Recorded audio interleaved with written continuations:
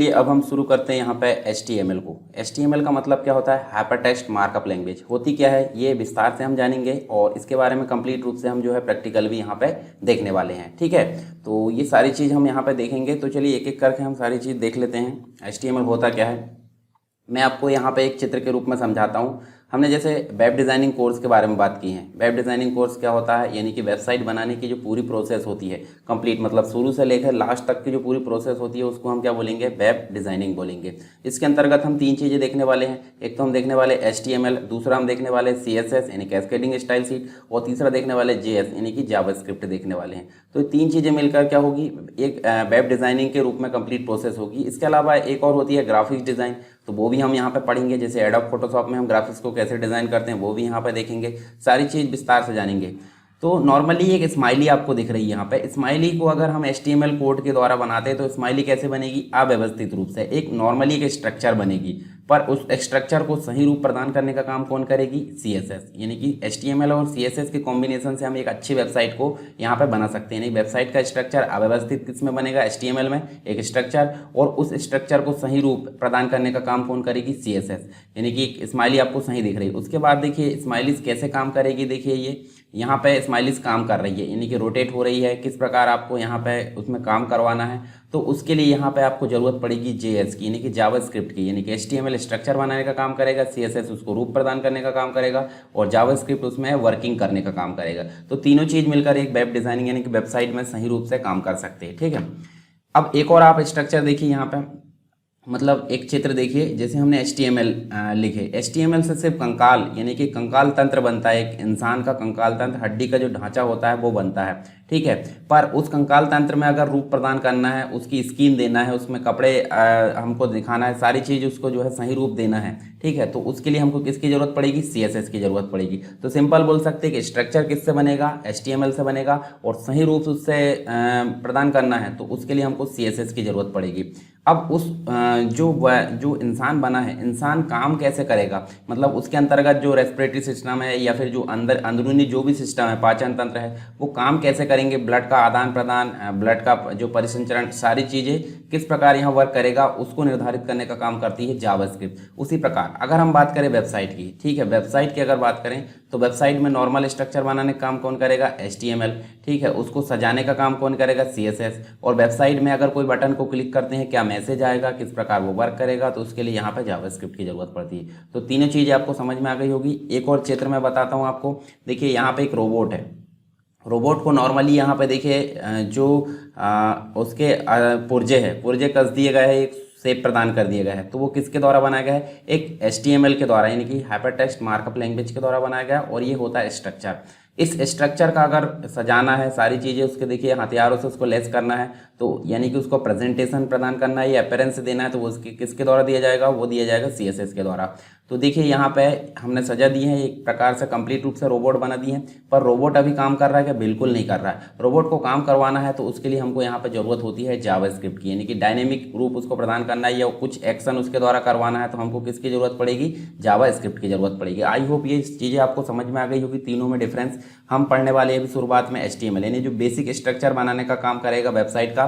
बिना HTML के जो वेबसाइट है उसकी बेस या उसकी बुनियाद यहाँ पे रखी नहीं जा सकती, आपको पता होना चाहिए। ठीक है, उसके बाद ये सारी चीज़ें यहाँ पे लगी होती है, यानी कि HTML के सपोर्ट से ही CSS चलती है और उसी के सपोर्ट से जावास्क्रिप्ट यहाँ पे चलती है। चलिए अब जान लेते हैं HTML के बारे में। तो HTML के जो कोर्स है उसमें हम कोर्स के कंटेंट देख लेते हैं, क्या क्या चीज़ें हम पढ़ने वाले हैं। इसके अलावा भी हम चीज़ें पढ़ेंगे। तो पहले हम देख लेते हैं बेसिक रूप से HTML के बारे में जानेंगे, फिर वेब पेज क्या होता है, क्योंकि एक HTML के द्वारा एक वेब पेज को बनाया जाता है, यानी कि एक HTML का डॉक्यूमेंट बनाया जाता है जिसे इंटरनेट में चलाया जाता है, और उसी को यहाँ पर हम वेब पेज बोलते हैं। फिर उसके बाद HTML में वेब पेज के स्ट्रक्चर को कैसे क्रिएट किया जाता है, HTML के टैग के बारे में देखेंगे। फिर पर्टिकुलर एक एक टैग, जैसे कि हेड टैग है, टैग जो लिस्ट टैग है, इसके अलावा हम देखेंगे मार्क्यू टैग है, हेडिंग टैग है। साथ में हम देखिए फॉर्मेटिंग टैग देखेंगे, जैसे बोल्ड, इटैलिक, अंडरलाइन है, वो सारी चीज़ यहाँ पे आ जाती है। फिर पैराग्राफ जो एलिमेंट है उसके बारे में यहाँ पे पढ़ेंगे, पैराग्राफ क्या होता है, उसके बारे में टैग का कैसे प्रयोग करते हैं। फिर लिस्ट टैग हम देखेंगे यहाँ पे देखिए। उसके बाद हम जो है HTML की इमेज को कैसे यहाँ पे लिंक करते हैं, किस प्रकार उसको डिस्प्ले कराते हैं। फिर टेबल को यहाँ पे पढ़ेंगे। फिर HTML की लिंक के बारे में हम पढ़ेंगे, यहाँ पे HTML फॉर्म के बारे में जानेंगे। फिर फ्रेम के बारे में जानेंगे, कमेंट क्या होती है, और उसके बाद स्टाइल टैग के बारे में जानेंगे। इसके अलावा कुछ और टैग होते हैं, जैसे ऑडियो साउंड अगर ऐड करना तो उसके लिए यहाँ पे टैग होता है, वीडियो अगर ऐड करना तो उसके लिए टैग होता है, एनिमेशन, ये सारी चीज़ों के लिए यहाँ पे टैग होता है। तो उनको भी हम इसके आगे विस्तार से पढ़ने वाले हैं विद प्रैक्टिकल, ठीक है। तो आपको एक वेबसाइट का स्ट्रक्चर कैसे बनाना वो कंप्लीट रूप से यहाँ पे दिख जाएगा। तो चलिए मैं आपको एक वेब पेज दिखाता हूँ। यहाँ पे हम गूगल क्रोम ओपन कर लेते हैं, ठीक है। गूगल क्रोम ओपन कर लेते हैं यहाँ पे हम, ठीक है। ये गूगल क्रोम ओपन करें और कोई भी हम अगर वेब पेज देखते हैं, जैसे मान लीजिए मैं एक साइट ओपन करता हूँ, ठीक है, कोई भी विकिपीडिया ओपन कर लीजिए, ठीक है। ये हमने विकिपीडिया ओपन करे, ठीक है। विकिपीडिया कोई भी एक साइट ओपन कर लीजिए, जैसे हमने ये ओपन करे। अब ये आपको सिंपल रूप से यहाँ पर दिख रहा है, तो इसका सोर्स कोड देखना तो आप क्या करोगे, सिंपली राइट क्लिक करोगे और व्यू पेज सोर्स कर लोगे। तो देखिए ये जो पेज का सोर्स दिख रहा है ये वाला, ये देखिए आपको नीचे देखिए डॉक टाइप, यहाँ सबसे ऊपर HTML दिख रहा है, HTML ये क्लास दिख रही है, क्लास ये CSS है, ठीक है। CSS यहाँ पे यूज़ की गई है, हेड टैग दिख रहा है, मेटा टैग दिख रहा है। तो ये पूरी कंप्लीट जो कोडिंग है, ये कोडिंग आप देख सकते हैं, इसको सोर्स कोड बोला जाता है। लाइन बाय लाइन यहाँ पे डिफाइन की गई है नीचे तक, और इसी की जो कोडिंग है, कोडिंग के द्वारा ही जो डिस्प्ले है, डिस्प्ले आपको यहाँ पे दिख रहा है। अब डिस्प्ले किस प्रकार दिख रहा है, डिस्प्ले यहाँ 3 चीज़ों से मिलकर दिख रहा है। और बेसिक मतलब देखिए HTML भी होती है, HTML के साथ में CSS और जावास्क्रिप्ट। इसके अलावा कुछ अदर लैंग्वेज भी होती है जो इसमें काम करती है, जैसे हम देख सकते हैं PHP है, तो अन्य लैंग्वेज को भी हम बाद में पढ़ेंगे, ठीक है। यहाँ देखिए नॉर्मली अगर यहाँ से मैं CSS हटा देता हूँ तो ये जो है अव्यवस्थित हो जाएगा, यानी कि जो लोगो है देखिए इस प्रकार जो साइड बार बना हुआ है, ठीक है, एक आर्टिकल हेडिंग डली हुई है, ये देखिए आर्टिकल है, तो ये अव्यवस्थित रूप से हो जाएगा। CSS के कारण ये व्यवस्थित रूप से दिख रहा है, और इसमें काम करना है किस प्रकार करना है वो यहाँ पे जो है जावास्क्रिप्ट काम करती है। अब देखिए यहाँ पे जो हम क्लिक करेंगे तो जो है अदर पेज खुलेगा, ठीक है। ये देखिए खुल गया, मतलब एक दूसरे से लिंक है, ठीक है। अब जो टेक्स्ट है वो एक दूसरे से लिंक है, उसको इस प्रकार से हाइपर टेक्स्ट बोला जाता है, यानी कि जब लिंकिंग वाला टेक्स्ट हमको मिल जाता है वेब पेज में उसको बोला जाता है हाइपर टेक्स्ट, ठीक है। तो ये चीज़ आप समझ गए होंगे। चलिए हम वापस चलते हैं, बार बार यहाँ आना पड़ सकता है हमको, और यहाँ चलते हैं। पहले जान लेते हैं HTML के बारे में बेसिक चीज़ें। HTML का फुल फॉर्म क्या होता है, हाइपर टेक्स्ट मार्कअप लैंग्वेज, एक प्रकार की जो है मार्कअप लैंग्वेज है। मार्कअप लैंग्वेज मतलब जब भी कोई टेक्स्ट टैग आप लिखते हो तो वो इस प्रकार से एंगल ब्रैकेट के अंतर्गत लिखा जाता है। एंगल ब्रैकेट को ही यहाँ पे मार्कअप बोला जाता है। तो मार्क करके लिखा जाएगा तो एक बंधा हुआ, यानी कि काम जो काम हमने दिए है, जो काम के लिए उसको डिफाइन किया गया है वही काम वहाँ पे करेगा। और इसका प्रयोग जो है वेब डॉक्यूमेंट यानी कि HTML डॉक्यूमेंट या जिसे हम वेब पेज बोलते हैं, इसको बनाने के लिए HTML का प्रयोग किया जाता है, ठीक है। 90 के दशक में जो है इसका विकास हुआ। टिम बर्नर्स-ली जो है उनके बारे में हम पढ़ेंगे आगे चलकर, ठीक है। और एक वेब पेज का जो आधार है वो होती है HTML, और वेब पेज एक वेबसाइट का आधार होते हैं, यानी कि HTML से मिलकर क्या बनते हैं, HTML से मिलकर आपके जो बनेंगे वेब पेज बनेंगे, ठीक है। और वेब पेज से मिलकर क्या बनती है, वेबसाइट बनती है। तो ये चीज़ आपको ध्यान में रखना चाहिए, यानी कि HTML से मिलकर वेब पेज बनते हैं और वेब पेज के समूह को वेबसाइट यहाँ पे बनाया जाता है। एक ही जगह बहुत सारे वेब पेज को रख दिया जाता है और उसके कलेक्शन को हम यहाँ पे वेबसाइट का नाम दे देते हैं, और उसको एक नाम दे देते हैं जिसे डोमेन नेम बोलते हैं। डोमेन नेम जैसे कि आप देख सकते हैं sarkarstudyways.com या .in कोई भी हो सकता है, तो वो उसमें हम बहुत सारे वेब पेजेस का कलेक्शन रख सकते हैं। HTML वेब डॉक्यूमेंट को बनाने के लिए बहुत सारे टैग का इस्तेमाल किया जाता है। उन टैग को ही यहाँ पे, उन टैग के कलेक्शन से ही यहाँ वेब पेज बनता है। और टैग को कैसे लिखा जाता है, एंगल ब्रैकेट में लिखा जाता है। प्रत्येक टैग जोड़े से आता है। जोड़े से मतलब एक तो स्टार्टिंग यानी ओपनिंग टैग रहेगा और एक रहेगा एंडिंग टैग। एंडिंग टैग मतलब क्लोजिंग टैग। तो दो जोड़े से आते हैं। तो एक टैग हो गया ये, और टैग के कलेक्शन को क्या बोलेंगे, एलिमेंट बोलेंगे। इनके बीच में लिखा जाता है टैग, ठीक, मतलब जो टेक्स्ट है जिसको हम यहाँ पर दर्शाना चाहते हैं वो लिखा जाता है। तो हम सारी चीज़ हम यहाँ पे आगे देखने वाले हैं HTML के बारे में। तो देखिए यहाँ पे HTML का फुल फॉर्म क्या होता है, हाइपर टेक्स्ट मार्कअप लैंग्वेज। 3 चीज़ होता है, तो तीनों को हम विस्तार से जानेंगे। हाइपर टेक्स्ट क्या होता है, मार्कअप क्या होता है, उसके बाद लैंग्वेज क्या होती है। तो ये तीनों चीज़ों के बारे में हम यहाँ पर जान लेते हैं ताकि हमारा जो HTML है वो क्लियरली हमको समझ में आ सके। तो पहले जान लेते हैं हाइपर टेक्स्ट के बारे में। हाइपर टेक्स्ट का मतलब क्या होता है, जैसे देखिए ये पेज है, मैं आपको फिर से ब्राउज़र में ले चलता हूँ। देखिए ये पेज खोले हमने, ये वेब पेज है। वेब पेज क्यों है, क्योंकि पर्टिकुलर एक पेज है वेबसाइट के अंतर्गत, उसे हम क्या बोलेंगे, वेब पेज। और अगर हम यहाँ किसी लिंक पर, देखिए ब्लू कलर की जो लिंक आ रही है उस पर हम अगर क्लिक करते हैं तो ये उस डेस्टिनेशन पर ले जाएगा जहाँ पे इसको लिंक किया गया है। मान लीजिए यहाँ पे हम देखिए कंटेंट पे ले जाते हैं, तो कंटेंट यहाँ पे खुल गया, ठीक है। या फिर हम चाहते हैं कि यहाँ कॉन्टैक्ट अस पे जाएँ तो कॉन्टैक्ट अस खुल गया। तो इस प्रकार जो है यहाँ पे लिंकिंग है, मतलब प्रत्येक टेक्स्ट जो है कहीं ना कहीं लिंक है। तो जब टेक्स्ट यहाँ पे लिंक होता है तो उसे हम क्या बोलेंगे, हाइपर टेक्स्ट। तो हाइपर टेक्स्ट के बारे में हम पढ़ लेते हैं। देखिए हाइपर टेक्स्ट जो है वह तरीका है जिसके द्वारा वेब को एक्सप्लोर किया जाता है, यानी कि वेब यानी कि इंटरनेट में जो भी चीज़ें मटेरियल है उसको एक्सप्लोर यानी देखने के लिए एक तरीका होता है, ठीक है, जो हाइपर टेक्स्ट होता है। इसके अलावा हम यहाँ देख सकते हैं, देखिए यह एक साधारण टेक्स्ट ही होता है, लेकिन हाइपर टेक्स्ट अपने साथ किसी अन्य टेक्स्ट को जोड़े रखता है, यानी लिंकिंग रखता है। जब हम उस पर क्लिक करते हैं, या तो माउस से क्लिक करते हैं या टैब दबाते हैं या कुंजी यानी कि जो की है, कीबोर्ड से की अगर प्रेस करते हैं तो उसके द्वारा ये एक्टिव हो जाता है, यानी कि उस डेस्टिनेशन पार्ट पर ले जाया जाता है जहाँ पर उसको जोड़ा गया है। इसके अलावा इसकी विशेषता क्या है कि साधारण टेक्स्ट से अलग होता है। क्यों? क्योंकि इसको हम जो है एक प्रकार से हाइपरलिंक से डिनोट करते हैं। तो हाइपरलिंक क्या होते हैं? हाइपरलिंक मतलब एक टेक्स्ट को दूसरे लिंकिंग से यानी दूसरे पेज से जोड़े रखता है। इसको एंकर टैग के माध्यम से हम दर्शाते हैं। एंकर टैग अगर यूज़ कर ली है तो कोई भी टेक्स्ट आपका हाइपरलिंक यहाँ पे एक्सेस कर लेगा। अब हाइपरलिंक में आप टेक्स्ट तो जोड़ ही सकते हो, साथ में आप देखिए इमेजेस भी जोड़ सकते हो, वीडियोस भी जोड़ सकते हो, साउंड भी। तो ये सारी चीज़ अगर जोड़ोगे तो उसे हम क्या बोलेंगे, हाइपरलिंक ना बोलकर हाइपर मीडिया बोलेंगे। हाइपर मीडिया मतलब जिस भी प्रकार, मीडिया का मतलब होता है अलग अलग प्रकार, टेक्स्ट हो सकता है, इमेज हो सकता है, वीडियो, साउंड, तो इन सभी को एक प्रकार से मीडिया बोला जाता है। और बहुत सारे समूह को हम मल्टीमीडिया भी बोल सकते हैं, और इनमें अगर लिंकिंग कर दिया जाए तो उसे क्या बोलेंगे, हाइपर मीडिया बोलेंगे। हाइपर टेक्स्ट की विशेषता क्या है, ये लीनियर यानी कि एक दिशा में नहीं चलता। जैसे मान लीजिए यहाँ पे अगर लिंक करें हैं तो ये अलग कहीं पेज खोलेगा, और अगर इस प्रकार इसको लिंक करें तो ये अलग पेज खोलेगा। एक लाइन बाय लाइन नहीं चलता, ये चलता है इंडेक्सिंग फॉर्मेट में होता है, ठीक है, सीक्वेंस इंडेक्सिंग में होता है। मतलब कहीं भी हम जो है इसको जा सकते हैं, लाइन बाय लाइन यहाँ पे नहीं ले जाता ये हाइपरलिंक जो होता है। तो जैसे हम देखिए गूगल न्यूज़ खोले, गूगल न्यूज़ में अलग पेज खुलेगा, ये वेबसाइट खुलेगी। देखिए गूगल न्यूज़ ये भी है, और उसके बाद ये देखिए इंडिया टुडे वाला जो न्यूज़ हेडलाइंस खुल रही है, तो ये एक प्रकार की हाइपर लिंक है, ठीक है। अगर इमेज में लिंक है तो वो हाइपर मीडिया की श्रेणी में आ जाता है। बात करते हैं मार्कअप की। तो कोई भी टैग अगर लिखा जाएगा तो उसको लिखा जाएगा एंगल ब्रैकेट के अंतर्गत, ठीक है। सिंपल अगर लिखेंगे तो वो काम करेगा क्या? बिल्कुल नहीं करेगा। तो एंगल ब्रैकेट के अंतर्गत लिखेंगे। जैसे नॉर्मली हम अगर HTML लिखते हैं तो HTML नॉर्मली प्रदर्शित हो जाएगा। अगर उसको मार्कअप के अंतर्गत, यानी देखिए आई लगाए और ये आई को क्लोज कर दिए, यानी कि ओपनिंग टैग और क्लोजिंग टैग दोनों के अंदर अगर HTML को लिखते हैं तो आई मतलब इटैलिक होता है, तो आपका जो टेक्स्ट है साधारण प्रदर्शित न होकर किस प्रकार प्रदर्शित होगा, HTML के रूप में यहाँ पे प्रदर्शित होगा। जो आपको तिरछा दिख रहा है ना इटैलिक फॉर्म में, ये दिखेगा, ठीक है। तो मार्कअप मतलब समझ लीजिए आप, मार्क यानी कि एंगल ब्रैकेट के अंतर्गत कोई टैग अगर लिखते हैं और उसके बीच में अगर लिखते हैं तो उसको मार्क करके लिखा जाता है, यानी कि बांध दिया जाता है एक बाउंडेशन में, ताकि वो उस मतलब हमारे द्वारा जो दिया गया काम है उससे बाहर ना जाए। तो मार्कअप आप समझ गए। एंगल ब्रैकेट में किसी भी टेक्स्ट को हम लिख देते हैं तो वो अपने अनुसार काम नहीं करता है, वो हम जो देते हैं उसके अनुसार काम करेगा। जैसे इटैलिक है, अगर हमको बोल्ड करना तो हम बी दे सकते हैं, ठीक है, इस प्रकार। और अगर अंडरलाइन करना तो यू दे सकते हैं। तो ये हम अपनी इच्छा अनुसार कर सकते हैं। आगे हम देखेंगे सारी चीज़ों को एक्सपेरिमेंट करके।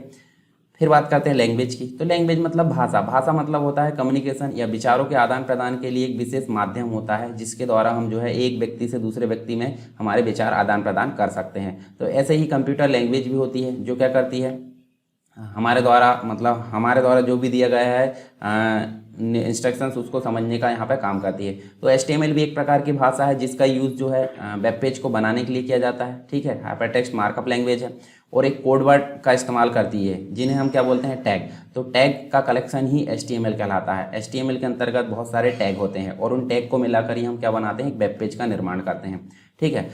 HTML सिंटैक्स लिखने में काफ़ी मददगार होती है। जैसे हम देखिए यहाँ 3 चीज़ें देखने को मिलेगी आपको, एक तो एलिमेंट देखने को मिलेगा, एक तो टैग देखने को मिलेगा, और टेक्स्ट देखने को मिलेगा। तो नॉर्मली अगर यहाँ नीचे देखें हम तो H1 का स्टार्टिंग टैग यानी कि ओपनिंग टैग, और H1 का क्लोजिंग टैग, ये दोनों मिलकर क्या करेंगे, एलिमेंट का निर्माण करेंगे। और टैग मतलब जो होता है H1 आपका टैग हो गया, और बीच में आपने लिखे SSW एजुकेशन। SSW एजुकेशन क्या कहलाएगा, एक टेक्स्ट कहलाएगा। तो तीनों चीज़ मिलकर यहाँ पे जो है सिंटैक्स का निर्माण करते हैं। सिंटैक्स मतलब एक प्रारूप होता है, किसका, HTML का एक प्रारूप होता है, रूपरेखा होती है, जिसके द्वारा हम जो भी है, जैसे घर का स्ट्रक्चर हम तैयार करते हैं तो वो एक प्रकार का प्रारूप हो गया। उसी प्रकार यहाँ पर सिंटैक्स जो है HTML का वो प्रारूप होता है, जिसके द्वारा हम जो है HTML के और आगे जो है बहुत सारी चीज़ें लिख सकते हैं। फिर HTML एलिमेंट HTML टैग से मिलकर बनता है, यानी H1 जो क्लोजिंग है उससे मिलकर बनता है। एंगल ब्रैकेट के बीच में जो शब्द अक्षर लिखा जाता है इसे जो है HTML टैग कहते हैं। और यह दो प्रकार का होता है, ओपनिंग टैग और एक होता है क्लोजिंग टैग, जो कि हमने देखे। और इसके बीच में SSW एजुकेशन लिखा हुआ क्या कहलाएगा, HTML टैग के बीच में लिखा गया टेक्स्ट कहलाएगा। ठीक है, तो तीनों चीज़ें आपने समझ ली यहाँ पे। Hyper text markup language I hope समझ में आ गया होगा। अब आपके लिए दिमाग में HTML को लेकर कोई डाउट नहीं होगा कि HTML है क्या। आगे हम और देखते जाएंगे धीरे धीरे। अब थोड़ी सी बैकग्राउंड नॉलेज ले लेते हैं, यानी कि हिस्ट्री, इतिहास देख लेते हैं HTML का, किस प्रकार बना और कौन कौन से वर्जन इसके आए हैं, ताकि हमारे दिमाग में आगे कोई भी डाउट ना रहे। फिर हम इसका जो है एक एक करके टैग यहाँ पे इस्तेमाल करेंगे। तो आपको पता है 90 के दशक में इसका विकास हुआ, और अभी भी ऐसा नहीं कि विकास एक बार हो गया है तो स्थायित्व उसने रूप ले लिया, क्योंकि ज़रूरत के हिसाब से यहाँ रिक्वायरमेंट के अनुसार क्या होता है, बदलते रहती है जो ज़रूरतें हैं। तो वहाँ पे उसका विकास यानी उसका डेवलपमेंट अभी भी जारी है, यानी लगातार अभी भी इसका जो है विकास हो रहा है। इसलिए विकास होते होते जो पहला HTML यूज़ होता था उसी को अपग्रेड करके दूसरा बनाएगा, फिर उसी को अपग्रेड करके दूसरा बनाएगा। तो इस प्रकार इसको जो है हम क्या बोलते हैं, इसको बोला जाता है संस्करण, या फिर हम इसको बोलते हैं वर्जन। वर्जन का मतलब होता है कि पिछले वर्जन में कुछ अपडेट करके, या फिर जो वर्तमान में जो HTML चल रहा है उसमें कुछ अपडेट करके नया नाम उसमें दे देना, तो उसको क्या बोला जाता है, वर्जन बोला जाता है। तो बहुत सारे वर्जन अभी आ चुके हैं, वो हम देखेंगे एक एक करके। HTML भाषा को जो है टिम बर्नर ली के द्वारा यहाँ पे जो है इसके द्वारा विकसित किया गया था। सबसे पहले जो है इन्होंने HTML का ही उपयोग किया गया था, मतलब इनके द्वारा। वर्तमान समय में HTML के विकास का जो दायित्व है किसको है, W3C मतलब वर्ल्ड वाइड वेब हो गया, WWW 3 इसलिए W3 लिखा है। और कंसोर्टियम, ये जो एक संस्था है कि स्टैंडर्ड प्रदान करती है HTML को, और ये ही मैनेज करने का काम करती है HTML को। ठीक है, तो ये आपको याद रखना है। ठीक है, जैसे ISO सर्टिफिकेट नहीं मिलता क्या किसी भी चीज़ के लिए, उसी प्रकार यहाँ पे HTML के लिए यहाँ पे W3C यहाँ वर्क करता है मैनेज करने के लिए। अब वर्जन देख लेते हैं। वर्जन मतलब संस्करण। सबसे पहले आप देख सकते हैं HTML नॉर्मल, मतलब जब शुरुआत में HTML आया था इसको कोई नाम नहीं दिया गया था, तो नॉर्मल HTML इसको बोल दिया जाता, परंतु जब अगले वर्जन आए तो इसको ऑटोमेटिकली हमने 1.0 दे दिया। फिर आगे आ गया 2.0, 3.0, 3.2, 4.0, 4.01 और फिर 5। तो HTML5 अभी जो है काफ़ी अधिक सुविधाओं या विशेषताओं के साथ उपलब्ध है, और आगे भी इसके वर्जन इसी प्रकार आते रहेंगे। तो हम जो है आगे आने वाले वीडियो में उनको भी पढ़ते जाएंगे। चलिए, यहाँ पहला जो वर्जन है HTML, जिसे नॉर्मली हम बोलते हैं SGML का मतलब होता है स्टैंडर्ड जनरलाइज्ड मार्कअप लैंग्वेज। मतलब ये प्राथमिक संस्करण था, और टेक्स्ट को स्ट्रक्चर यहाँ पे किया जाता था। इसके लिए कुछ टैग का निर्माण किया गया था, और कोई भी इसका नाम नहीं था। परंतु आने वाले जो वर्जन है उनमें हमने देखें कि नाम आने लगे, तो इसको हमने नॉर्मली क्या बोल दिए, HTML 1.0 बोल दिए। ठीक है, इसके बाद नेक्स्ट जो वर्जन आया 2.0 आया, इसे क्या बोला जाता है, IETF यानी इंटरनेट इंजीनियरिंग टास्क फोर्स द्वारा जो है, इसके द्वारा जो है HTML के अगले वर्जन का नामकरण किया गया था, जिसे हम बोलते हैं HTML 2.0। और ये 1995 में प्रकाशित किया गया था। मतलब काफ़ी लोकप्रिय तो नहीं, मतलब इंटरनेट लोकप्रिय नहीं होता इसके समय, इसमें कुछ नई विशेषताएं भी जुड़ी गई थी, जिसके अंतर्गत हम इमेज देख सकते हैं। मतलब पहले में सिर्फ टेक्स्ट पर काम किया जाता था, और इसके बाद जो है इमेज पर भी काम किया जाने लगा। ठीक है, 2.0 में। और इस समय भी इंटरनेट काफ़ी लोकप्रिय नहीं हुआ था। फिर आया 3.0। तो इंटरनेट और HTML अपनी छाप छोड़ चुके थे इस समय लोगों के दिमाग में, और दोनों ही काफ़ी लोकप्रिय होने लगे थे। अब पहले से ज़्यादा लोग जो है इससे जुड़ चुके थे, मतलब HTML लोग सीखना चाहते थे, और इंटरनेट से भी लोग जुड़ना चाहते थे। तो इसलिए HTML के अधिक उपयोग के कारण इसमें काफ़ी जो समस्याएं पैदा होने लगी। एक स्टैंडर्ड इसमें तय किया गया। ठीक है, तो वो उस स्टैंडर्ड को परिवर्तन करने लगे थे लोग बाग, और जिससे क्या हो गई, इसकी जो एकरूपता है, मतलब एक समान जो चल रही थी जो प्रणाली HTML इंटरनेट की, वो चेंज होने लगी। तो इसी को देखते हुए अगला एक वर्जन लाया गया, जिसको बोला जाता है HTML 3.0। ठीक है, इसके बाद उसका ही अगला वर्जन 3.0 मतलब 3.2 आया, और यहाँ पे एक संस्था बनी जो कि हमने पढ़े थे W3C, जो कि HTML को मैनेज करने का काम करती है। ठीक है, प्रबंध करने का काम करती है। तो 1.0 से लेकर 3.0 तक जो संगठन था, उसका एक संगठन का उद्भव हुआ इसमें, इसकी सिफारिश के आधार पर, और जो कि इसको मैनेज करता था W3C यानी कि वर्ल्ड वाइड वेब कंसोर्टियम इसका नाम रखा गया। और इसके द्वारा 1997 में 3.0 की सिफारिशों के आधार पर अगला वर्जन 3.2 इसका प्रकाशन किया गया, और इसमें काफ़ी जो विशेषता है वो ऐड की गई। मतलब HTML डॉक्यूमेंट को और अधिक तरीके से बनाया जा सकता था। नए एट्रीब्यूट इसमें जोड़े गए। एट्रीब्यूट का मतलब जो टैग होते हैं, टैग के ही कुछ विशेषता होती है। जैसे एक व्यक्ति को हमने बोला है क्या, कुछ काम करने के लिए, यानी कि एक व्यक्ति को हमने बोला है कि भाई टाइपिंग का काम करे, और उसी के द्वारा हमने बोल दिया कि टाइपिंग के साथ साथ तू MS वर्ड में भी काम कर दे और MS एक्सेल में भी। तो हमने MS एक्सेल की जो क्वालिटी थी उसकी और वर्ड की क्वालिटी उसको अलग से नहीं बुलाया, सिर्फ व्यक्ति को बुलाए थे टाइपिंग करवाने के साथ। तो जो अलग अलग क्वालिटी होती है वो उसको बोला जाता है एट्रीब्यूट, यानी टैग के ही अंतर्गत एट्रीब्यूट यहाँ पर जोड़े जाते हैं। उसके बाद जो स्ट्रक्चर से ज़्यादा उसकी स्टाइल पर ध्यान देने लगे ये जो एट्रीब्यूट थे, और HTML को पढ़ने यानी ब्राउज़र बहुत धीमे थे इस समय, इसलिए ये जो है काफ़ी विशेषताओं को यहाँ सपोर्ट नहीं कर पाया 3.2, मतलब ब्राउज़र को ही अपग्रेड किया जाना था यहाँ पर। फिर HTML 4.0 आया, जो अगला वर्जन था 3.2 का। तो यहाँ देखिए इंटरनेट काफ़ी लोकप्रिय हो चुका था, मतलब काफ़ी लोग HTML सीखना चाहते थे, काफ़ी लोग इससे जुड़ भी गए थे। और यहाँ देखिए अगला जो स्थान है उसको भरने के लिए यहाँ पे 4.0 आया, HTML 4.0। इसमें स्टाइल सीट आ गई। स्टाइल सीट मतलब CSS, कैस्केडिंग स्टाइल सीट, जो कि एक वेब पेज है उसको एक स्ट्रक्चर को एक सजाने का काम करती है।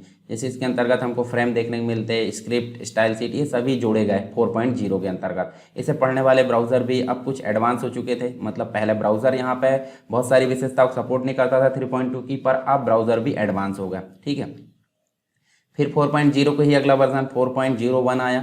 ठीक है, यहाँ देखिए ये जो है W3C के द्वारा 1999 में प्रकाशित किया गया, और काफ़ी मतलब संस्करण आने लगे। फिर 5 आया, HTML5, जो कि सबसे नया संस्करण या सबसे नया वर्जन माना जाता है। 4.01 की विशेषताओं को यहाँ पे अपग्रेड करके XML की विशेषता यानी कि एक्सटेंसिबल मार्कअप लैंग्वेज, इसको यहाँ पे जोड़ा गया 5 में। और ये जो होती है देखिए HTML में प्री डिफाइंड टैग होते हैं, और XML में हमारे इच्छा अनुसार डायनेमिक, यानी हम मैनुअली यूज़र डिफाइंड टैग यहाँ पे बना सकते हैं। तो ये हमने नॉर्मली देखिए यहाँ पे देखे हैं HTML के वर्जन, जो कि आप यहाँ देख सकते हैं इतने 5 तक, यानी कि HTML 1.0 से लेकर 5 तक देखे हैं। अब इसके बाद हम यहाँ पे देखेंगे HTML का यूज़। HTML का जो उपयोग है वेब डॉक्यूमेंट के लिए होता है, पर वहीं तक सीमित नहीं है। परंतु हम देखें तो HTML जो है एक वेब पेज का आधार होता है, उसके बगैर आप वेब पेज का निर्माण करना पॉसिबल नहीं मान सकते। तो यहाँ देखिए वेब पेज का डेवलपमेंट इसके अंतर्गत होता है, नेविगेशन इसके अंतर्गत होता है, गेम का development, responsive graphics, web document formatting, की सारी चीज़ HTML के माध्यम से ही की जाती है। ठीक है, अब बात कर लेते हैं यूज़। HTML का यूज़ कैसे करोगे आप। सबसे पहली तो बात होती है, जैसे मान लीजिए मैं आपको एक नोटपैड, जैसे आप ऑनलाइन अगर जाते हैं, ऑनलाइन मतलब आपको नोटपैड दिखाता हूँ। ठीक है, नोटपैड तो आपके पास स्टार्ट में जाओगे और NOT इस प्रकार लिखोगे, तो ये आपका बेसिक विंडोज़ के साथ में नोटपैड होता है। एक नोटपैड प्लस प्लस होता है, और कुछ अदर टेक्स्ट एडिटर भी आप यहाँ पे क्या कर सकते हो, उपयोग कर सकते हो। तो मैं टेक्स्ट एडिटर उपयोग करना बताऊंगा आपको। ठीक है, ये दो तो हम उपयोग करेंगे ही, उसके अलावा हम कुछ एडवांस वाले भी जिसमें हम टैग ऑटोमेटिक आ जाते हैं उनको हम उपयोग करेंगे। पर ज़्यादा ज़रूरी होता है कि जो नोटपैड है वो नोटपैड प्लस प्लस है। नोटपैड प्लस प्लस ज़्यादा अच्छा होता है, एक बेसिक भी होता है और ज़्यादा एडवांस भी नहीं होता। इससे हम काफ़ी कुछ सीखने को मिलेगा। अगर हमको रेडीमेड टैग मिल जाते हैं तो हमारे लिए आसानी होगी, और आसानी में हम सीख नहीं पाएंगे। तो इसलिए हम दोनों में से कोई भी टेक्स्ट एडिटर का उपयोग यहाँ पर करेंगे। तो आप देखिए नोटपैड हम उपयोग करेंगे। नोटपैड आप देख सकते हैं, जो कोड है, कोड आप देख सकते हैं। देखिए HTML डॉक्यूमेंट की शुरुआत करने के लिए HTML लगा जाता है, और आपको पता है कोई भी टैग जोड़े के साथ आता है। जोड़े के साथ आता है नहीं कि एक शुरुआत ओपनिंग टैग रहता है और एक क्लोजिंग टैग रहता है। तो HTML का क्लोजिंग टैग कहाँ मिलेगा, देखिए वेब पेज की शुरुआत यहाँ से हुई, वेब पेज की जो एंडिंग है वो कहाँ पे होगी, सबसे लास्ट में। तो जो टैग सबसे पहले शुरू हुआ है वो सबसे बाद में बंद होगा, ये चीज़ आपको याद रखना है। उसके बाद हेडर की जगह हम हेड भी प्रयोग कर सकते हैं। ठीक है, ये देखिए हेड, और हेड कहाँ बंद हो जाएगा, यहाँ पे बंद हो जाएगा। देखिए हेड क्यों बंद हो गया, जैसे मान लीजिए एक विंडो है। ठीक है, ये विंडो है, और विंडो का ये टाइटल है, मतलब हेड है, और ये आपकी बॉडी है। तो हेड यहीं पे बंद हो जाएगा, फिर बॉडी शुरू होगी। तो इसीलिए यहाँ पे HTML के बाद हेड शुरू किया गया, उसके अंतर्गत टाइटल लिखा गया। टाइटल में आप कुछ भी डाल सकते हो, और टाइटल को बंद कर दिया गया, हेड को भी बंद कर देगा, फिर बॉडी शुरू हुई, मतलब ये वाला सेशन शुरू हुआ। तो यहाँ देखिए बॉडी शुरू हुई। बॉडी के अंतर्गत आप जो भी कंटेंट लिखना चाहते हैं वेब पेज के अंतर्गत, जैसे हेडिंग में आपने लिख दी H1 में this is heading of document, H1 को क्लोज कर दिए, मतलब इसका काम खत्म हो गया। फिर P लिखें, this is first paragraph of document, this document, तो ये P को क्लोज कर दिए। फिर उसके बाद P आपने लिखे, दिस इज़ सेकंड पैराग्राफ, इस प्रकार लिखे, और P को भी आप क्लोज कर दी। तो ये 3 लाइन आपकी यहाँ पे बॉडी में शो होगी, और माय फर्स्ट HTML डॉक्यूमेंट आपका टाइटल यहाँ पे शो होगा। ठीक है, क्रॉस की बटन यहाँ पे आ जाती है, कंट्रोल बटन जिसे बोलते हैं।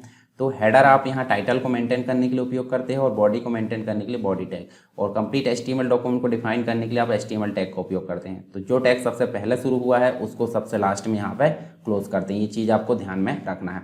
इस कंप्लीट कोड को हम नोटपैड के अंतर्गत लिखेंगे और नोटपैड में लिखने के बाद हम उसे वेब ब्राउज़र में रन करेंगे। पर नोटपैड में आप लिखोगे तो उसको सेव करते समय आप नेम तो दोगे, फाइल नेम दोगे, .html आपको लगाना है, मतलब फाइल नेम के बाद में .txt न लगाकर HTML आपको लगाना है, तो ही आपका वेब पेज यहाँ पे बनेगा और वेब ब्राउज़र में खुलेगा और रन हो जाएगा। ठीक है, तो ये सारी चीज़ तो हम आगे देखेंगे। इसके बाद हम जो आने वाले जो चैप्टर्स है उसमें हम वेब ब्राउज़र के बारे में जानेंगे, टैग और बहुत सारी चीज़ें हम धीरे धीरे इसमें कवर कर लेंगे। तो आपका सारा HTML यहाँ पर कवर हो जाएगा। फिर उसके बाद हम देखेंगे CSS के बाद हम देखेंगे जावास्क्रिप्ट, फिर ग्राफिक्स डिज़ाइन पर हम वर्क करेंगे। इन सारी चीज़ों को आप कवर कर लेते हैं तो आपका कंप्लीट वेब डिज़ाइनिंग कोर्स यहाँ पे कंप्लीट हो जाएगा।